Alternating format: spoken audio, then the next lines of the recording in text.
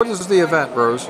This is to open the 50-year-old time capsule that was put together by the Semi-Centennial Committee in 1967. The orders to not be open until May 30th, 2017.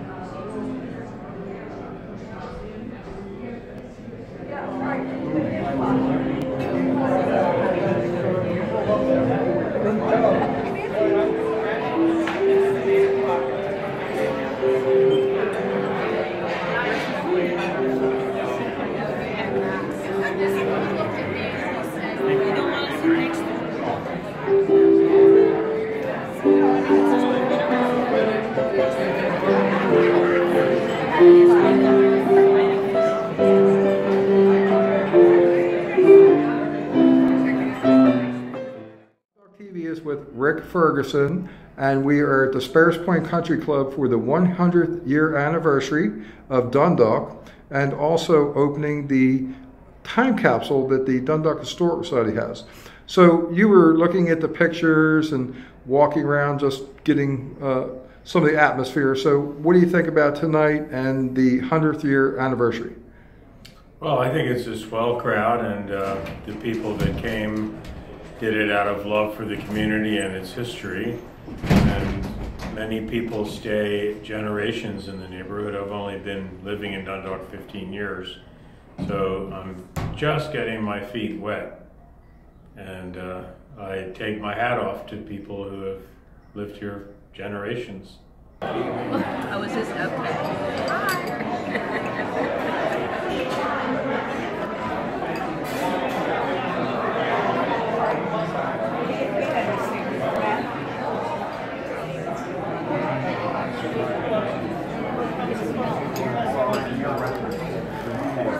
Hi, sweetie.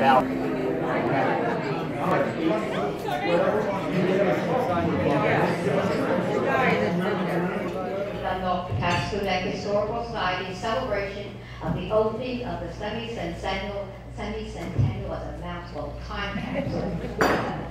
At this time, I want to thank the committee members who helped to put this event together, and any of the other volunteers of the Historical Society who helped in any way. And a special thanks goes to Shirley Gregory, who was the chairperson and spent many hours planning and working out all the details. When she wasn't on the phone, she was on the computer. And when she was on the computer, she was running out buying cakes or whatever. So let's give a big hand to Shirley.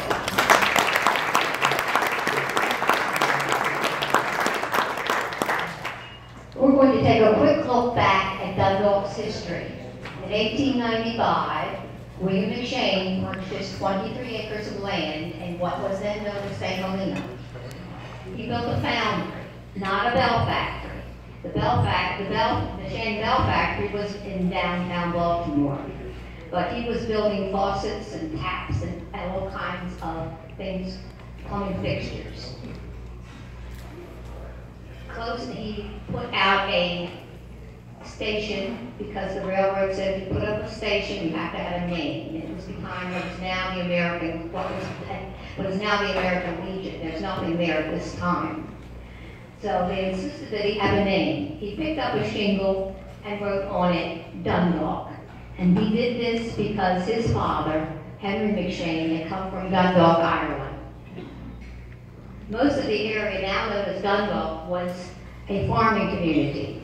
It remained the same until about 1916, when Beaconsfield bought 1,000 acres of land. And in 1917, they started building houses. Something else was happening in 1917, World War I. World War I meant that they needed many workers for that steel, and there were no homes for them. And this was the beginning of Dundalk. For the next 50 years, Dundalk continued to grow and prosper, with shopping centers, stores, businesses, Port McHenry, Logan Field, one of the first airports in the area, that steel becoming the largest steel mill in the world, banks like the Capsule Bank, the Ford Company, all kinds of businesses, houses, homes, and churches were built. By 1967, Dundalk had more than 80,000 residents and was the second largest city in Maryland. We say city, but it's not incorporated, but we can call it a city. Roy M. Staton, who was then the Maryland State Senator, contacted Dale Anderson, requesting him as county executive to issue a proclamation aiming 1977 as a Dundalk semi-centennial year. Many events were planned for the semi-centennial event. One of the first was the naming of the Dundalk Post Office.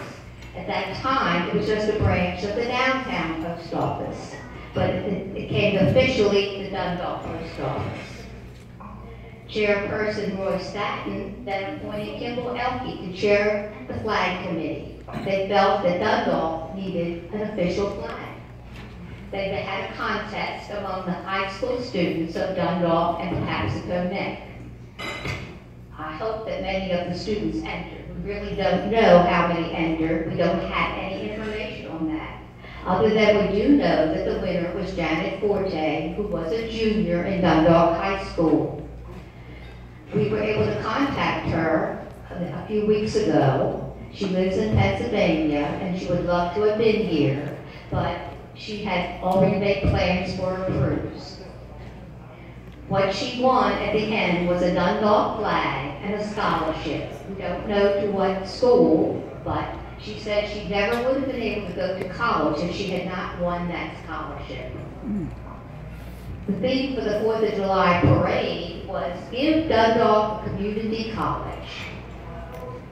This did not really happen until groundbreaking in 1972. But there were some classes that started in 1968. They met in church basements and different buildings and public buildings in the Dundalk area.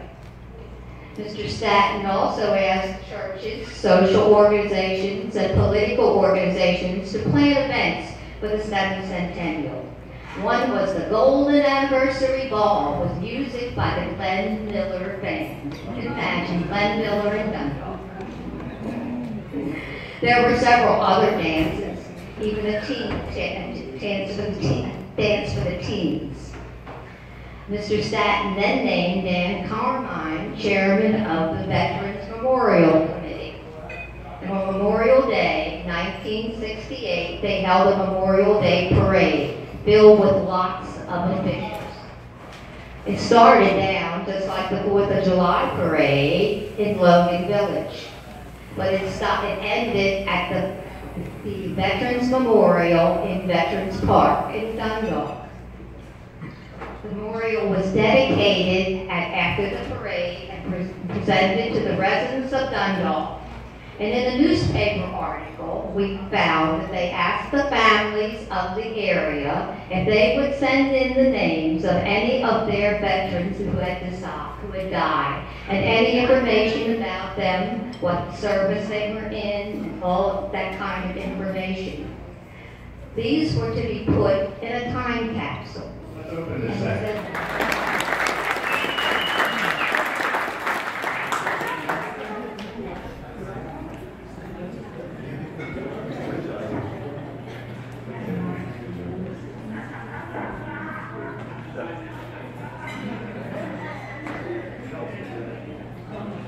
They did not give us the easy Phillips screw, they gave us flat screws, so bear with us.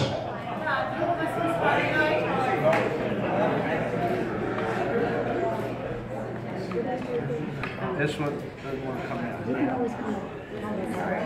That one may be stripped. And you can?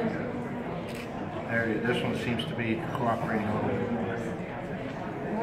Let's try this last one. If we can't, we'll have to spin it, right? Yeah, but it's stripped. Just spin it. Just spin it.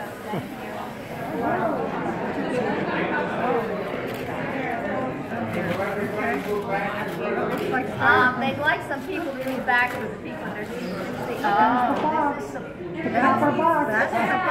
This is the. It's a copper box inside, and at the War Memorial, they put their papers into a copper box. All right, so how do we get this out? I don't know. I'm gonna have to turn it upside down. But Todd did it.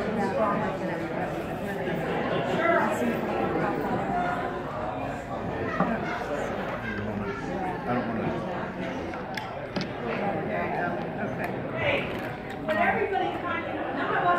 Okay, everyone that's up there is going to have to step back. Step back, please. Back, back, back, back. You're not moving. We're not opening it up, so you move back. Okay. I guess we're not opening it up. Yeah, I don't know how we do I don't that. know what's on the Take the cover. lid off, Okay, we got the lid off. You guys take it over. because there are no letters in it. On the cover of this, which is hard to read, it says Dundalk Semi-Centennial Celebration 1967-68. Been a lot of reflection on this. Dedication of the War Memorial, May 30th, 1968. And then it starts with State Senator Roy Staton, and it's all signatures on the front. Yeah, they signed it. They all signed. Here's an I envelope. don't have gloves, but It says, this is what's on. in memory of Dundalk. Requested that people submit letters concerning people who had died in the service of the country. So there's the letters. This is the Dundalk Veterans Association Annual Memorial Day Parade. It does not have a year on it. Dundalk Veterans Annual All Memorial Day Parade. So the year would be inside. Dundalk Veterans Association presents the annual Memorial Day Parade. This is the Dundalk Centennial Articles of Incorporation. There's like, oh my. There's a lot of paper in here. Right. This is the following persons have been asked to serve on the flag committee.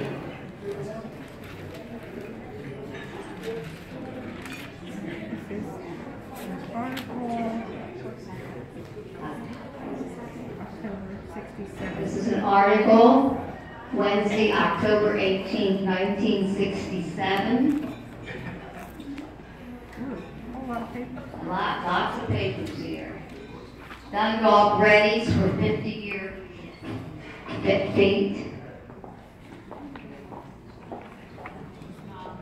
And then there's an article about the Dundalk Company.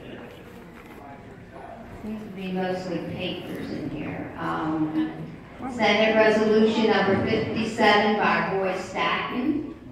Rose has got something nice there. Congratulating Dundalk upon the celebration of the 50th anniversary of its establishment. Oh, wow. Standard duplicate memorial contract. These are all just important papers. The Dundalk Company, homes for the Is employees. that the Dundalk flag? Yes, Yeah. yes, that's a Dundalk flag. The first Dundalk The flag. first Dundalk flag. A ticket for the Golden Anniversary Ball. Ooh, the anniversary ball. For Mr. Minnick, here's a menu from your restaurant. Did you put that He's right there. Wait a minute. Wait a minute. Hold up. Here's gloves. and a menu from the Brentwood Inn. So apparently they thought a lot of putting paperwork in. I don't know if it's on sleep or what. That is cool. The flag is like that.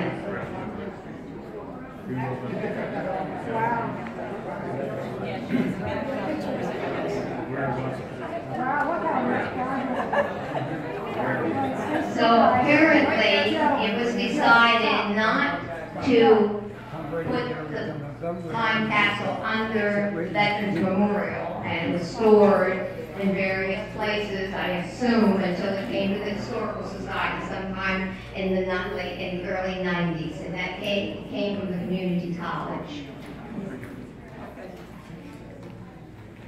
So we will spread the items out here on the table, and people can come up and take a look at them.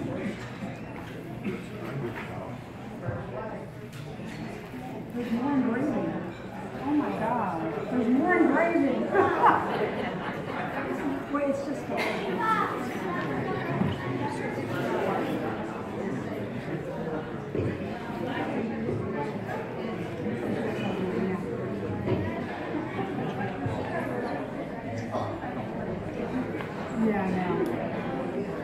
On the bottom of the box, we have people's names that they go from Lewis Pharmacy to Jack Golden, Robert A. Benton, by grandmother Nancy.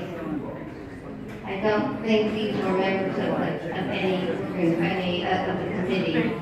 we need people not to touch them. If you come up, please do not touch the items, spread them out so you can see them. All that places in there.